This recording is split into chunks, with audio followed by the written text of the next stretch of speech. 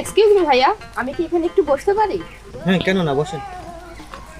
Thank you so much ভাইয়া। আচ্ছা, আপনার নাম কি? আমার গার্লফ্রেন্ড আছে। আমার গার্লফ্রেন্ড কোনো মেয়ে মানুষের সাথে কথা বলতে নিষেধ করছে। তো কি হয়েছে? আপনার গার্লফ্রেন্ড কি এখানে দেখতেছে যে আপনি আমার সাথে কথা বলতেছেন?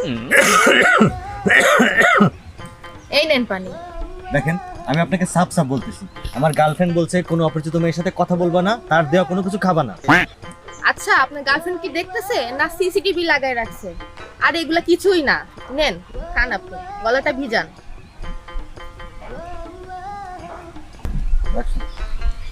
চকলেট খাবেন? না না, আরে আপনার গার্লফ্রেন্ড দেখতেছে না, নেন, কিছু হবে না, নেন।